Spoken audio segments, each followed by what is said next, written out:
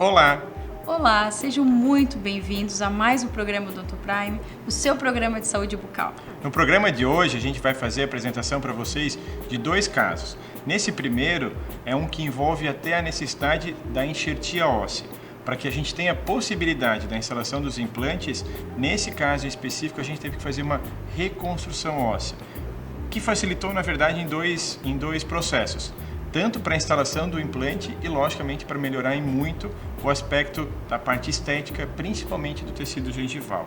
E na sequência, então, eu vou apresentar para vocês um tratamento extremamente estético, onde a gente fez ali a readequação dos dentes anteriores com as lentes de contato e com as coroas de porcelana livres de metal. Vamos lá? Então, vamos lá. Então, nesse caso, o paciente compareceu ao consultório com a falta dos dentes anteriores, né? Então, paciente mulher.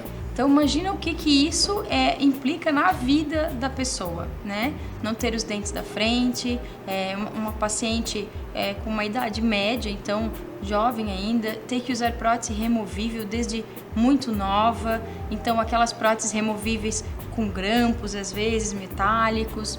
Então isso acaba deixando a pessoa introspectiva, acaba todo mundo achando que aquela pessoa é muito séria, aquela pessoa não sorri, aquela pessoa, na verdade, às vezes a pessoa nem queria ser assim.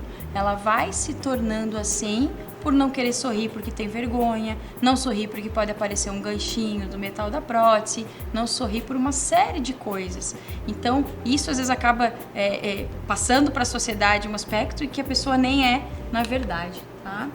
Então ela tinha, claro, outras falhas, né? Mas o que ela veio procurar inicialmente, claro que os pacientes, às vezes a gente vê que tem que fazer todo o tratamento, ela precisa dos dentes ali atrás, mas nem sempre as pessoas conseguem fazer o tratamento inteiro de uma vez só. Então elas priorizam. Então às vezes a pessoa fala assim, mas eu tenho que fazer tudo.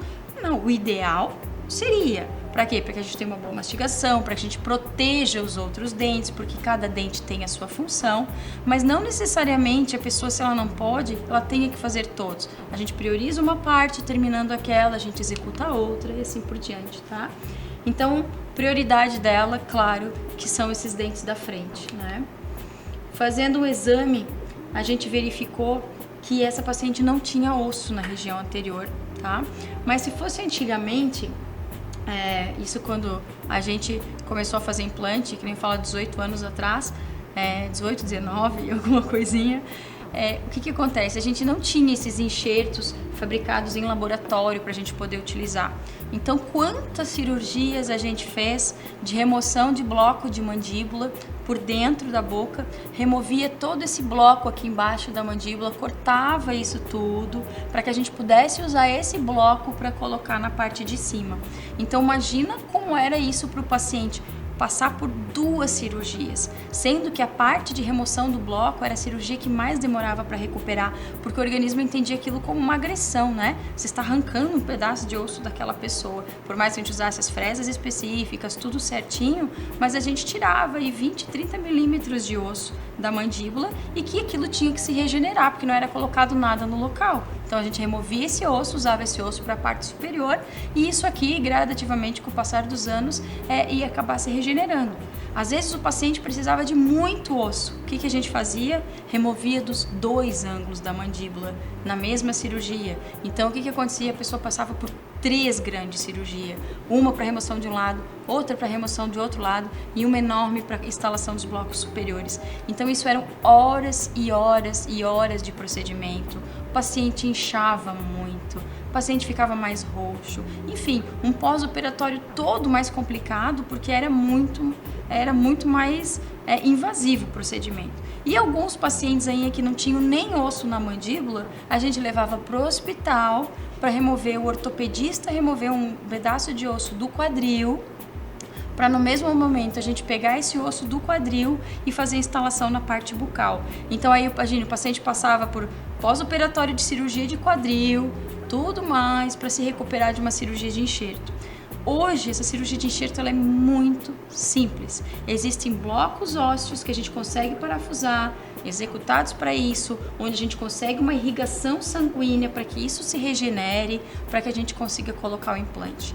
Então, é alta tecnologia a favor do paciente. E claro, para nós se tornou umas cirurgias muito mais tranquilas, né? A gente hoje vai num leito ósseo, uma cirurgia, não precisa abrir outros leitos para a cirurgia acontecer. A grande vantagem que a Morgana está comentando é o fato de que a gente pode então eliminar um dos processos, que é um dos processos cirúrgicos. Nunca dá para, logicamente, minimizar a situação ou diminuir a situação de fazer a remoção do enxerto autógeno, ou seja, do próprio corpo. Sempre, logicamente, como se fosse uma primeira escolha, é o melhor osso, porque é um osso já do próprio corpo. Só que quando tu bota isso na balança, o tempo ou às vezes o prejuízo que isso vai gerar de trauma naquela região, e há uma conversa franca entre o profissional e o cliente ou o paciente com relação às possibilidades que existem e os resultados, hoje, logicamente, os biomateriais estão aí e não tem mais por que a gente não ter que passar por esses 2 procedimentos ou mais. O começo ainda disse que a Morgana comentou que quase que essa história ao contrário que ela fez, de hoje a gente ter hoje atualmente a utilização muito eficaz dos biomateriais. Anteriormente, então, se tirava o osso aqui do ramo da mandíbula, antes disso um pouquinho da região do quadril, e o começo disso foi tirar osso da calota craniana, porque já tinha um pré-formato de uma curvatura do arco. Então imagina, graças a Deus que a gente foi evoluindo e hoje então consegue resultados que nem esse que a gente vai mostrar para vocês, facilidade na própria técnica, agilidade para o próprio paciente. Hoje o que a gente tem de mais precioso, que todo mundo tem falta, na verdade, é a falta de tempo. Então quanto mais a gente conseguir agilizar, logicamente, muito melhor. E além de gerar menos trauma. Então esse é o aspecto desses blocos de biomaterial. E assim a gente coloca em cima desse bloco todo um biomaterial, né, um enxerto ósseo particulado em cima de todos esses blocos ainda. E em cima disso a gente coloca uma membrana de colágeno que dura alguns dias em posição para que ela proteja todo esse nosso enxerto. Então ela demora vários dias para reabsorver, porque senão o que acontece? Se a gente não usar essa membrana, a nossa gengiva ela é muito danada, como os pacientes sempre brincam. Quando a gente quer que ela cresça, ela não vai, mas quando a gente não quer, ela vai rapidinho. É sempre assim a gengiva. Então ali nesse lugar a gente não pode que a gengiva entre nos canalículos do enxerto. Então, para isso não acontecer, a gente usa essa membrana de colágeno que vai proteger todo o enxerto, a tempo que de a gengiva entender qual é a posição dela, o enxerto entender onde ele tem que ficar, e quando essa membrana reabsorver, a gengiva já não tem mais capacidade de penetração nesse enxerto, tá? Aqui então uma sutura de pós-operatório de enxerto, tá? E aqui o que a gente pede após algum tempo, normalmente 6 a 8 meses. Então, claro que o planejamento, as cirurgias com enxerto, os tratamentos com enxerto hoje, por mais que a gente tenha tecnologia de material, a gente ainda não tem uma rapidez absurda no tratamento. Porque assim, até implante a gente tem hoje que cicatriza em 21 dias. 21 dias, 45 dias. Então são tratamentos hoje com implante muito rápidos. Tem a carga imediata, que a gente faz na mesma semana tudo, né? Mas quando envolve enxerto, principalmente enxerto em bloco, a gente precisa de 6 a 8 meses de regeneração. Para quê? Para que o nosso organismo trabalhe naquele enxerto, porque muito desse material o nosso organismo vai reabsorver e vai depositar osso. Então tem que fazer toda essa alteração celular e isso leva um tempo. Isso ainda não conseguiram inventar nada tão mais rápido, tá? O nosso organismo ele não é tão mais rápido. Então aqui uma tomografia após o tempo do enxerto, para quê? Para que a gente consiga ver se a adaptação do enxerto está perfeita, né? Então olha aqui, ó, como ele está justaósseo, parafusado, ósseo integrado. Aqui a gente não consegue mais nem ver uma margem e outra, tá? Aqui também já está parecendo um corpo único. Então a regeneração completa desse enxerto, ela se dá com 18 meses, 1 ano e meio. Porém, com 6 meses, 6 a 8, a gente já consegue trabalhar e instalar os implantes, tá? Mas, por exemplo, se for fazer a tomografia com 6 meses, a gente consegue ainda saber, por mais que já está unido, a gente sabe aonde está o enxerto e aonde é o osso da pessoa. Se fazer esse raio-x com 18 meses, a pessoa já não consegue mais identificar essa diferença, tá? E aí a gente vai entrar para a cirurgia de implante. Então depois que cicatrizou, a gente vai para a cirurgia de implante. Então aqui feito a abertura, esse enxerto já está todo justa-ósseo. Aqui a gente instalando os implantes, os 4 implantes da região anterior, que são os dentes que ela perdeu. Ó, então aqui vocês ainda conseguem ver, claro que já regenerou muito, imagina, aqui tá sem membrana, sem parafuso, aqui já parece que é uma coisa só, aqui a gente ainda vê uma bordinha que falta regenerar. Então assim, em lugares aqui também já tá um corpo só. Então em lugares, ora, ela vai começar a perder essa granulosidade, isso também vai começar a fechar, mas a gente já consegue trabalhar muito bem instalando os implantes com um bom torque nessa região, tá? Então aqui ele instalado, os implantes instalados no enxerto.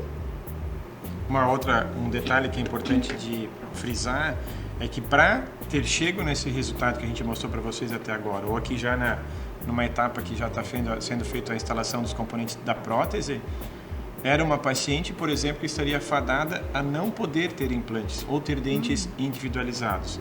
Então assim, a gente fez o enxerto com o intuito só de fazer uma melhora. Não, é que se ela não fizesse os enxertos, ela talvez não teria a possibilidade da instalação dos implantes. A partir do momento então, que ela realiza os enxertos, então ela tem agora uma dupla vantagem. Tanto, logicamente, da própria possibilidade de colocar o implante e de uma recuperação de um volume, de um suporte de lábio, ter mais espaço para a gente poder trabalhar, gerar um contorno gengival mais próximo dos naturais. Então, assim, vai tendo muito mais vantagem. Mas a principal para ela estava aqui, por exemplo, num divisor de águas. Ou ela poderia realizar ou não. Então, ela não tinha uma outra opção intermediária. Será que eu poderia usar implantes mais estreitos? Será que eu poderia usar implantes mais curtos, que hoje também estão aí no mercado? Não, no caso dela especificamente, não. Só daria para fazer implante se ela realizasse, então, essa etapa da reconstrução óssea. Ou viver o resto da vida fadada a uma prótese removível, né? Que era o que ela já tinha e não queria, tá? Então aqui os implantes já cicatrizados, já com os componentes para a prótese, tá? Esse é um abutment de uma união universal que a gente usa para uma prótese cimentada nesse caso. Então isso tudo faz parte de um planejamento protético, dependendo da posição que vai ser o dente, dependendo da posição do implante, enfim, uma série de coisas que a gente faz esse planejamento. Aqui a gente tendo escolha da cor, então para o quê? Para que a gente faça a moldagem e venha os dentes de porcelana, né? Então aqui realizado a moldagem, então esse aqui são os análogos do implante, para que a gente gere aquele modelo, para que a ceramista consiga fazer a aplicação das porcelanas nesse caso, tá? Então aqui novamente vocês conseguem visualizar o tamanho do dente, mas de novo é como um caso que eu mostrei para vocês alguns programas atrás. O dente longo ali, a única coisa que vai fazer é dar um suporte. A única outra opção para não ter esse dente longo era fazer essa prótese toda unida e ela ter uma gengiva de porcelana ali, unindo tudo. Mas o caso dela também, ela queria, como não mostra, vocês estão vendo o sorriso, isso não mostra, quando sorri aparece só o tamanho normal do dente, bonito, ela queria ter a sensação de ter o dente dela, de passar o fio, e não importava que o dente ficasse um pouco longo, só porque ela falou, a única pessoa que vai ver o dente longo sou eu quando eu levantar meu lábio no espelho, né? E a doutora, então era eu e ela que ia saber o tamanho do dente, senão visualmente sorrindo, o dente fica muito bonito. Então aqui fazendo a parte de moldagem, tudo mais. Aqui fazendo as provas. E aqui a gente... Então olhem só agora o tamanho do dente, né? Esse dente parece que tem aquele tamanhão todo. Não, não parece, porque o restante tá aqui. Tá dando suporte para esse lábio dela. Então vocês veem que mesmo com o enxerto, a gente consegue ganhar osso para ter implante, para fazer o implante, mas às vezes a gente não consegue recuperar todos aqueles anos que não tinha dente e que aquilo foi reabsorvendo, né? Então às vezes a gente consegue ganhar osso, mas a gente não consegue ganhar muita altura, por isso que o dente fica um pouco mais longo. Mas a gente fazendo uma boa estrutura de porcelana, esteticamente não dá para ver nada, tá? E a gente consegue um trabalho final, uma paciente super feliz, não tendo mais grampo de prótese aparecendo em lugar nenhum, que era uma coisa que era a queixa dela. A pessoa não sorri, porque ela não quer mostrar aqueles grampos metálicos, porque se mostrar o grampo metálico, todo mundo vai ver que ela usa uma prótese removível, né? Eu digo que prótese removível, uma PPR, que a gente chama com esses grampos metálicos, é pior que uma prótese total, porque ela aparece mais, aqueles grampos metálicos, eles aparecem mais no sorriso. Então a pessoa não tem como não dizer que usa uma prótese removível. E ainda outro problema dessas próteses removíveis, como essa essa estrutura metálica que, logicamente, ela é necessária para ajudar a prender os dentes, gera trauma, gera desgaste tanto no ato de inserir e remover a prótese várias vezes por dia para higienizar e assim por diante. Então, imagine isso durante um grande período do tempo que já está usando. Então, há um desgaste na superfície do próprio dente, há um desgaste também no contato com o dente inferior e, lógico, todo um comprometimento da parte social, pessoalmente, na hora de higienes e tal, no convívio, logicamente, às vezes com a família, nos constrangimentos que isso gera, e tu acabar tendo a possibilidade de uma entrega de um trabalho que nem esse, gera para o paciente até passar por uma nova fase.